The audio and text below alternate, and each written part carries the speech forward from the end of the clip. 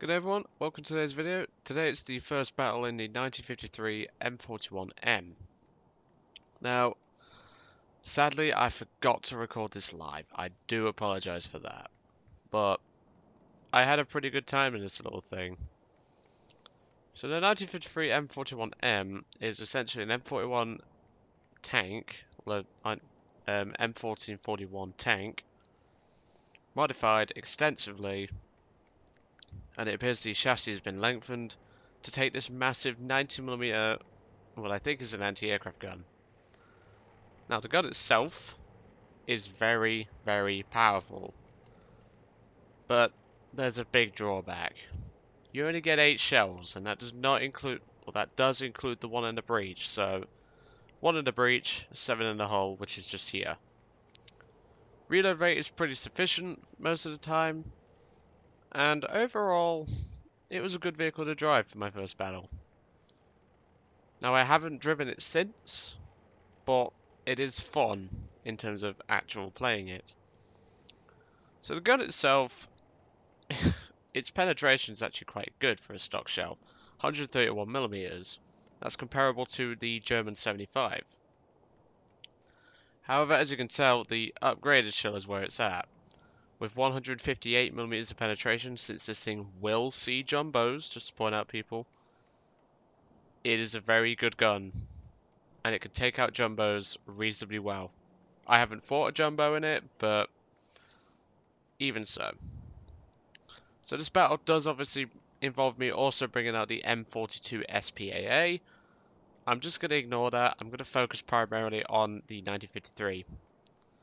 So since it's only 8 rounds, I don't take any HE. I don't advise taking HE in this thing. Just take pure AP. You do not need HE. I promise you that. So let's jump into the battle. Obviously 2 deaths because I did die in the M42 SPAA. I don't particularly like that thing. It feels a significant downgrade from a Whirlwind, and it's at the same BR.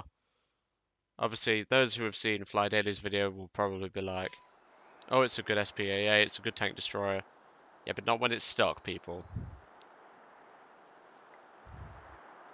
Now, this battle was actually pretty fun to do. However, the key point to note is that we did lose this battle. Obviously, I won't show you the defeat because I'm only showing the 1953. But this battle was pretty fun. I'm not going to lie, it was a pretty good battle. It also starts off with Veil Boom, because he's in the same vehicle as me, moaning about it. The engine's just a little bit too loud for my liking, I do apologise.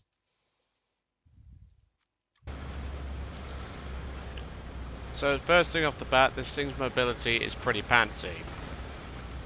And yes, this is a full op tier. Obviously, I didn't see a jumbo in this thing, which I'm quite happy with, to be honest, but I'm pretty certain that 90mm could deal with the jumbo pretty sufficiently.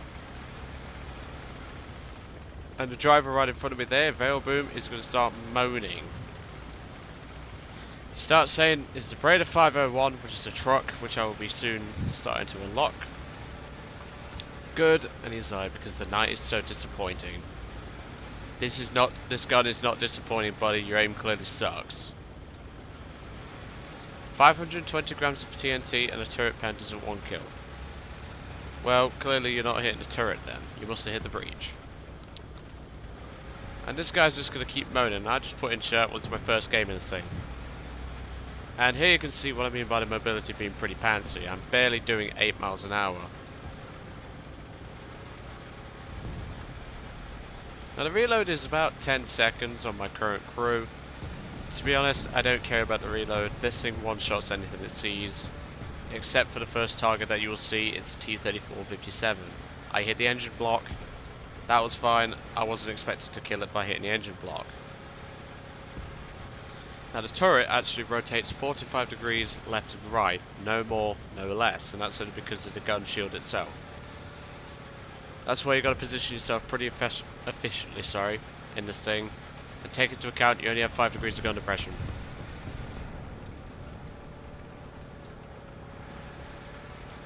Now the engine only has about 110 horsepower, and this thing is slow, as you can tell. It's not the most exciting vehicle to get moving, but at least it moves. Think about it that way. Now this position's actually pretty good for this vehicle. It's reasonably in cover, it's got good rotation where I can turn a turret, and I'm actually hull down most of the time. Obviously Velboom didn't know I was turning there, that's fine. Now the 90mm's also got good velocity, which you will see in a moment. I fired a shell. Ranged him perfectly, hit him in the engine block. Screwed up most of his tank. Second shell. And there you go, he was never surviving that one. First kill. That's a quarter of my ammo load gone now. The gun is very punchy. I don't see what Velboom's problem with this gun is. Personally, at least.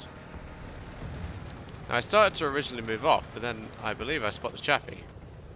You can see the Chaffee's turret just then. And now the Chaffee starts to crest the ridge. I have no idea why he would even attempt this. Arranged the shot perfectly. Straight through the lower glacis. Shot explodes inside the tank. And detonates the ammo rack. One thing to take into note, people, is that your gun does have a very high fuse sensitivity of 28mm. So if you ever pen a light tank and the shell doesn't explode and you start raging, you know why.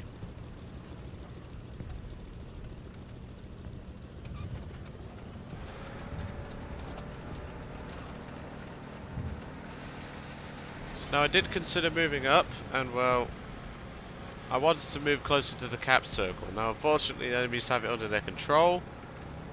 And yes, German teams still suck, people, just to let you know. German tankers, German planes, they all suck at the moment. I have no idea why. But now I'm going to skip ahead a little bit because this tank does take forever to maneuver. There's actually an ASU down there. Obviously I cannot see it, but you can see here the gun depression is very limited on the vehicle. And we're about to encounter a T-34-57 who's about to have a very bad day. One shot straight for the front. That's him done. This thing will cut through a T-34 like a hot knife through butter. Third kill. And obviously if it detonates on the inside of a T-34, I think his crew member is going to be having a very bad case of shrapnel syndrome, as I call it. So now we're moving up. And obviously the mobility is very poor, so don't expect to get this thing anywhere like it's a Chaffee. It is not very fast at all. With a top speed of only about 20 miles an hour, you'll be lucky to reach that.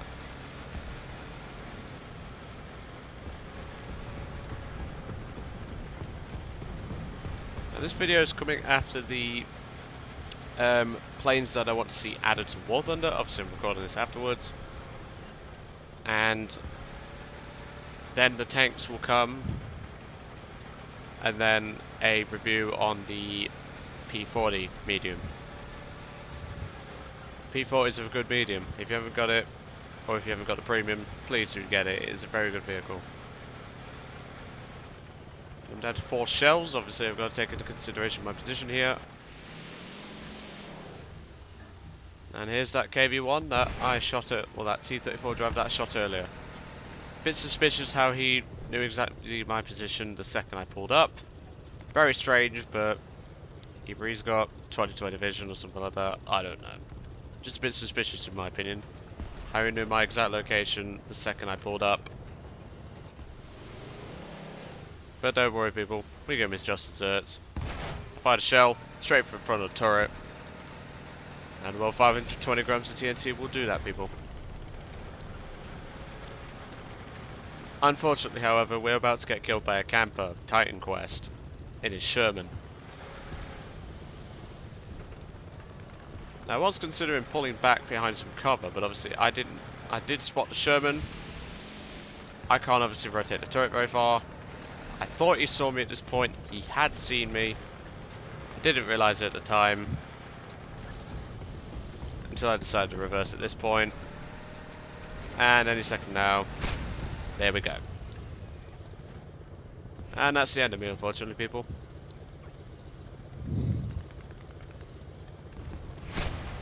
What's funny is it takes them that many shots to kill me. I was just sat here laughing in my seat at this point.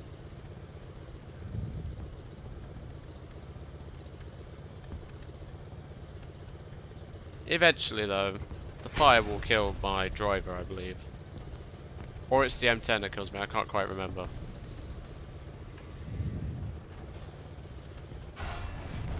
And there we go.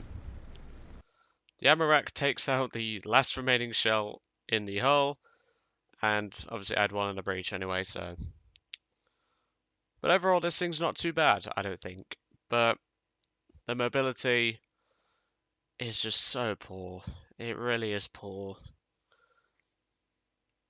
It's just one of those vehicles where you really have to do considerate positioning as well.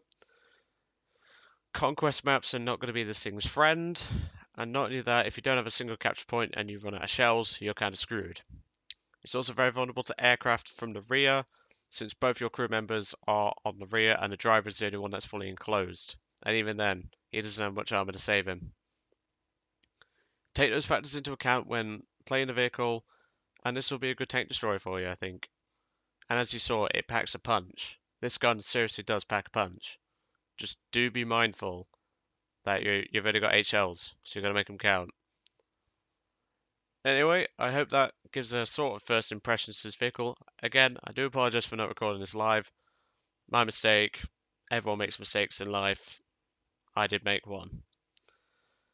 Anyway, I'll catch you all on the next one, and it will most likely be the P40 review, or alternatively the tankers that I want to, well, the tanks that I want to see added. One of the two, I'll decide.